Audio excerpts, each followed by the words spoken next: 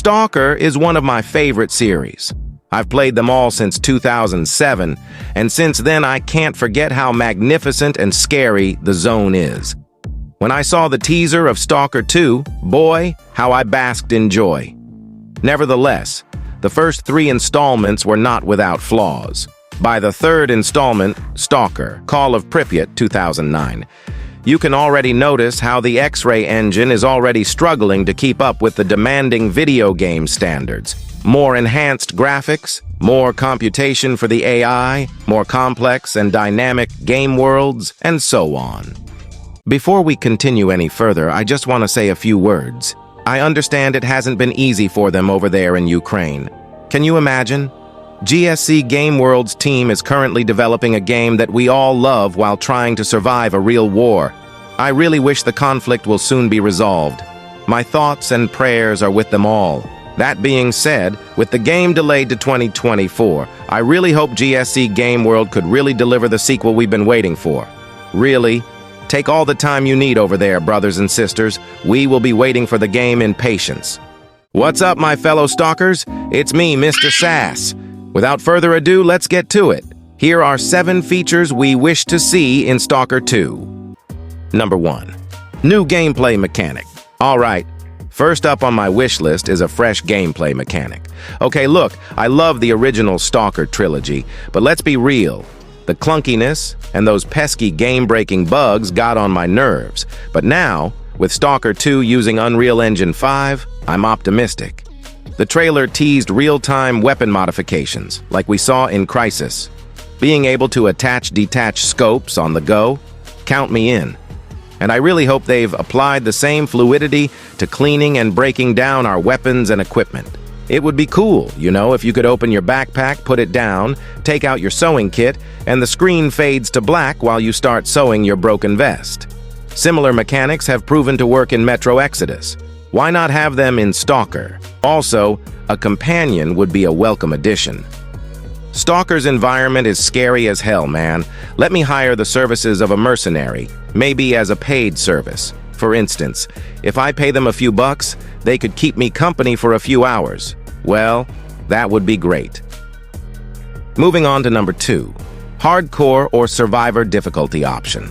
Now, surviving in the zone has never been a cakewalk, and that's how it should be. I'm hoping for a hardcore or survival mode in the base game. I want the zone to be unforgiving. You know, things like radiation, exhaustion, dehydration, hunger, mental health, and fear should all be factors to consider. And I want to scavenge like a true Stalker too, where you can scavenge out your environment. It will be cool if you forgot to stock up your Band-Aid, but you found some fabric, I don't know, maybe from a dormant sofa, or a piece of clothing somewhere. You use that fabric and craft yourself a makeshift Band-Aid. The effect is supposed to be weaker than the actual one, I know that. But small detail like that would be very, very cool to have in the game, man. And next is number 3. Challenging, somewhat unfair, but overcomeable. Stalker's world has never been fair. You think you just hauled a load of broken weapons on your back, then out of nowhere pseudo-dogs pack chasing you down while you are encumbered like hauling bricks. You fend them off with your 12 gauge only to find out your weapon's jammed like hell. Next thing you know, you load your 5 minutes earlier save. Things like this must be and supposed to be enhanced in the next Stalker. I wish to see and experience more random encounters. It's okay if they are very hard or even frustrating, but at least put it somewhere in the game how to overcome it. And please, never again put a crazy marksman with the precision of Navy SEAL that could kill me in one hit from one click away. Let the headshot be fatal. I don't mind if the enemy is wearing a helmet and you can't instantly kill them in one shot, but at least if we hit them in the head while they're wearing a helmet, they should be left unconscious. And my number 4 wish is more dynamic and alive NPC interaction. In the first 3 games, NPC interaction was so bare bone. You press a button, an interface opened, a list of what you can say, and what they say are thrown out in your face in the form of text. I mean, what the fuck? We are playing an action-adventure game. Come on, dude. It's like they are not even trying to immerse me as a player. Anyhow, at this rate, Although it seems to be very unlikely, I really hope that they can make the NPCs that convince me why I should do a certain quest. I don't know, maybe they could plead, or intimidate you, or beg, whatever. My point is, the NPCs should be more expressive. As seen in the trailer, there was some interaction we could see where a person is dancing around as we the player talk to them. A cutscene? I sincerely hope not. Next is number 5. Compelling and branching narrative with more various characters. The Stalker series was famous for its choices and outcomes. Even a small decision can make a different outcome to the story. I really hope this time they make it more complex and more subtle. Things like CDPR did in The Witcher 3 Blood and Wine DLC, where you get to help Sylvia Anna in the Fable Sphere. Or maybe throw a woman stalker to spice things up? I don't see the reason not to. Why not? Metro Exodus successfully executed that with Anna as supporting character. And next is number 6, more artifacts and make it more practical. Stalker series was famous because of these artifacts.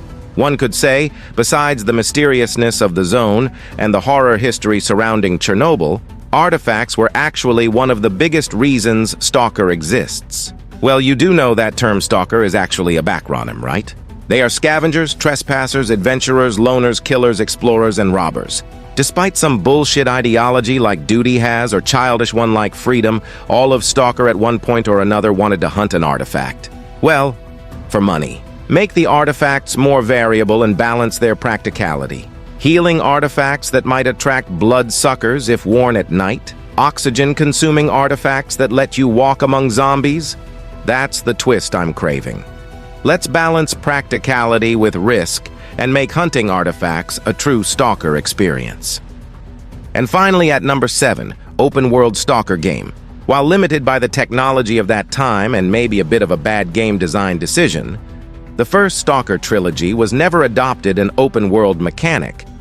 While it's not necessarily means bad, it's just felt so limited. Sure, we have some big open spaces, call it open area if you will, but still, it's not an open world. There are still loading screens from one area to another. Considering that Stalker 2 is set to launch in 2024, I think it's only fair to expect an open-world Stalker game this time around. I mean, let's be serious. No one wants to see another loading screen simulator, right? I really want to see Stalker 2 with a big open map, something like in GTA 5. Well, maybe not that big, but you get my point. A truly vast open map where everything is there for you to discover. Man, that would be cool. So, there you have it. 7 features we wish to see in Stalker 2. What features are you hoping to see in the game? Share your thoughts in the comments and let's keep our fingers crossed for an epic Stalker experience to come. If you haven't subscribed, doing so will be a great help for us in growing this channel. Stay alive out there and... Well, good hunting, Stalker.